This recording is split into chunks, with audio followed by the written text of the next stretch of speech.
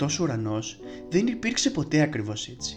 Αυτό που κρύβεται πίσω από αυτές τις πινελιές ίσως αλλάξει για πάντα τον τρόπο που βλέπετε αυτόν τον πίνακα. Αυτή είναι η έναστρη νύχτα του Vincent van Gogh. Όμως αυτό που βλέπετε είναι μια ψευδαίσθηση. Αλλά για να το καταλάβουμε πρέπει να γυρίσουμε πίσω στον χρόνο.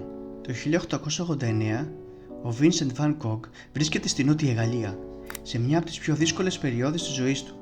Μετά την έντονη σύγκρουσή του με το φίλο του και ζωγράφο Πολ Γκογκέν, η ψυχική του κατάσταση επιδεινώθηκε δραματικά. Λίγο αργότερα συνέβη το επεισόδιο με το κόμμα ναυτί, που έμελε να γίνει ένας από τους μεγαλύτερους μύθους γύρω από το όνομά του. Πίσω όμως από το μύθο υπήρχε ένας άνθρωπος που υπέφερε, αλλά δεν σταμάτησε ποτέ να δημιουργεί. Ο ίδιος αποφάσισε να εισαχθεί στο ίδρυμα του Αγίου Παύλου, στο Σεν Ρεμί. Εκεί, μέσα στην απομόνωση, η ζωγραφική έγινε ο μόνος τρόπος με τον οποίο προσπαθούσε να βάλει τάξη στο χάος που ένιωθε μέσα του, και δούλευε ασταμάτητα, έργο με το έργο, μέρα με τη μέρα. Από το παράθυρο του δωματίου του έβλεπε την κοιλάδα έξω από το ίδρυμα. Από εκείνο το δωμάτιο, κοιτάζοντας μέσα από τα κάγκελα του παραθύρου του, ο Βαν Γκογκ ζωγράφισε την έναστρη νύχτα. Έναν πίνακα που αργότερα θα γινόταν ένα από τα πιο αναγνωρίσιμα έργα στην ιστορία της τέχνης. Στον πίνακα όλα μοιάζουν ήρεμα. Ένα μικρό χωριό, σκοτεινά σπίτια, ένα ψηλό καμπαναριό και πάνω απ' όλα ένας τεράστιος ουρανός.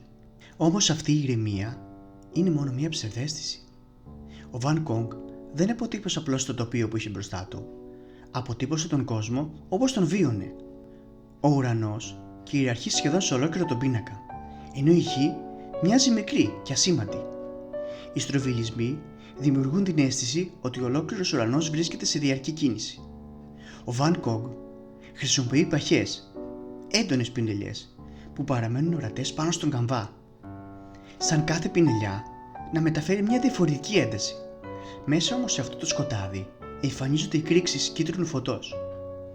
Τα αστέρια και το φεγγάρι δεν μοιάζουν απλώς να φωτίζουν, μοιάζουν σαν να πάλλονται από ενέργεια. Η αντίθεση ανάμεσα στο μπλε και στο έντονο κίτρινο δημιουργεί μια ένταση που διαπερνά ολόκληρον τον πίνακα. Ο ουρανός κινείται. Το χωριό από κάτω μένει ακίνητο, σαν οι άνθρωποι να κοιμούνται, ενώ πάνω τους υπάρχει ένας ολόκληρος κόσμος γεμάτος ζωή. Ίσως αυτός ο ουρανός να μην είναι μόνο μια εικόνα της φύσης, και ενώ όλα μοιάζουν να φλέγονται, ένα σκοτεινό σχήμα στα αριστερά υψώνεται σαν να θέλει να αγγίξει τον ουρανό. Πολλοί νομίζουν πως είναι ένα βουνό ή ένας πύργος, όμως είναι ένα κυπαρίσι. Στην εποχή του Βαν Γκογκ, το κυπαρίσι ήταν ένα δέντρο που συχνά συνδεόταν με τα νεκροταφεία και το πένθος. Το κυπαρίσι λοιπόν δεν είναι απλώς μέρος του τοπίου, αλλά μια σκοτεινή γέφυρα που ενώνει τη γη με τον ουρανό, τη ζωή με το θάνατο.